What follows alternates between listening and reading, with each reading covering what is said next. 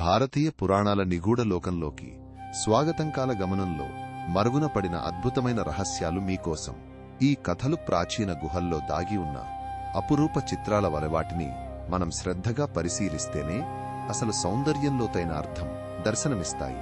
చిత్రరథుడు అనే రాజు ఒకసారి అరణ్యంలో వేటాడగా ఒక జింక రూపంలో ఉన్న అప్సరసను గాయపరిచాడు. ఆమె శాపంతో అతని జీవితంలో ప్రేమ దూరమైంది.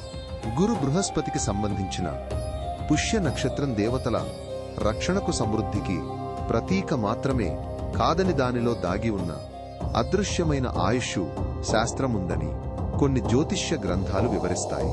కాశీ క్షేత్రంలో ఒకసారి శ్రీ మహావిష్ణువు ఒక సాధారణ జాలరి వేషంలో వచ్చి ఒక భక్తుడి నిస్వార్థ భక్తిని పరీక్షించి అతనికి మోక్ష మార్గాన్ని బోధించాడు.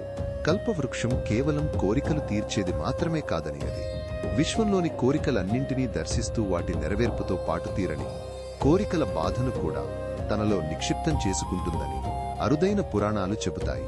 పరమశివుడు తన మూడవ కన్ను తెరిచినప్పుడు వెలువడిన సూక్ష్మమైన అగ్నిజ్వాల బిందువులు భూమిపై పడి అవి రాత్రిపూట చీకటిలో మెరిసే మినుగురు పురుగులు ఫైర్ ఫ్లైస్గా మారాయని ఒక అద్భుతమైన కథ.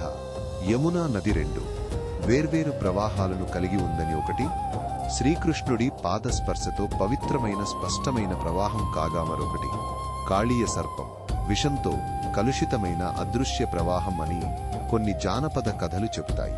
అగస్త్య మహర్షి దక్షిణ భారతదేశానికి ప్రయాణించినప్పుడు ఆయన హిమాలయాల్లో ఒక రహస్య గుహలో సకల రోగ నివారణి అయిన దివ్య మూలికలను వాటిని ఉపయోగించే రహస్య ఆయుర్వేద శాస్త్రాన్ని భద్రపరిచాడు. మర్రి చెట్టు, వటవృక్షం, ఊడలు కేవలం వేర్లు మాత్రమే కావు, అవి పరమశివుడి జటాజూటం నుండి భూమిపైకి దిగివచ్చిన దివ్యమైన పోగులని, అవి జ్ఞానానికి అమరత్వానికి వారధులని నమ్ముతారు.